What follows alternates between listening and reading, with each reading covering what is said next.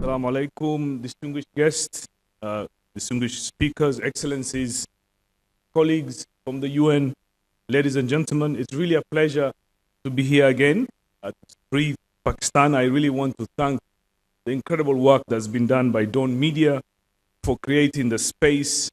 The space does very important and rare thing, I think, in the climate discussion. It connects urgency with practical actions. This year's theme, time is running out, and I think all the speakers have emphasized this point.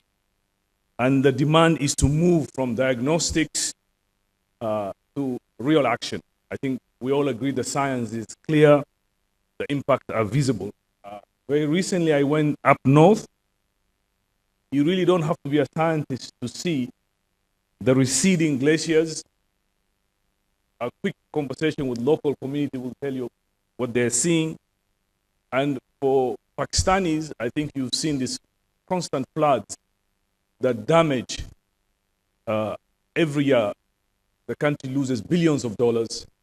I was thinking actually while I was sitting there, the losses from every year financially is probably equivalent to the IMF program that Pakistan is in terms of finance. Billions of dollars are lost every year. On Monday, Senator Sheikh Rahman will probably know she was in Karachi. The temperatures there were, I'm told, the highest has been for decades. The constraints and the challenges overall is one of execution.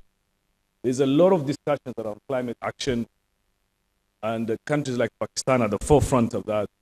But we are seeing very little implementation. So today, it's worth re-emphasizing three realities to frame this critical moment. One is we know we are heading to the wrong direction. The current commitment of 1.5 degree, I think the consensus now is we'll probably end up at 2.3 and 2.5 Celsius by 2100. And what will that mean for a country like Pakistan? I think that is clear. This is not abstract for community. People are losing their livelihood, their homes. There's a real climate displacement already happening in Pakistan. So for them, translating commitments to action is what has been asked.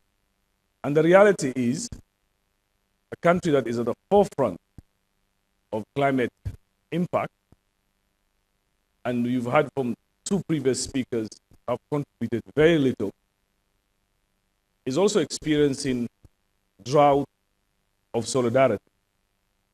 Nobody is coming to invest specifically when it comes to grant. So that is one critical issue. Where will the financing come? Where will the grants come for a country like Pakistan and others who are impacted on this? While expenditure in wars and conflict and weapons has never been higher globally. The second issue is around adaptation. The gap is widening. The costs to build resilience are growing. Again, financing is nowhere to be seen in terms of grants. I say grants because, of course, there are important concessional loans that are coming, and the World Bank and other financial institutions are at the forefront of this. But if you think about it, Pakistan has been asked to take loans to fix what this country did not cause, so that then you pay back that loan and you're indebted. I mean, the Senator just pointed out 47% of your budget every year or last year went to servicing debt. What kind of justice is that when you lose resources, your farmers are damaged, your glaciers are melting, you had very little things to do with it, and then the international community says, here are some loans to fix those problems. And of course, you're going to have to pay us back. Third is the issue of implementation. Climate action is now a defining challenge. Many countries, including Pakistan, there are credible plans. The question is whether they can be translated in this.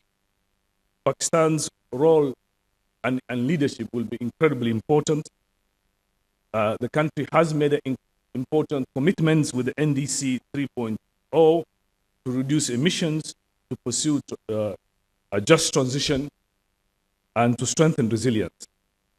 The opportunity to convert those commitments into progress will fall on government, and I want to recognize the leadership of Minister who's here today, Musadak, who's been incredible.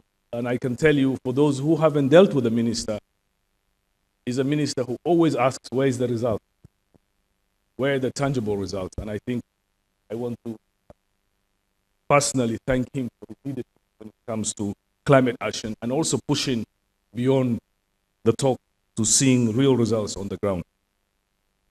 This year we will have COP31. Countries will be asked to raise their ambition and show results. Pakistan has an opportunity to help shift the global conversation from promise to action. But this will require support, not only from more financing, but innovative blended financing, not only good policies, but federal and provincial coordination frameworks, not only national strategies, but provincial and local ownership.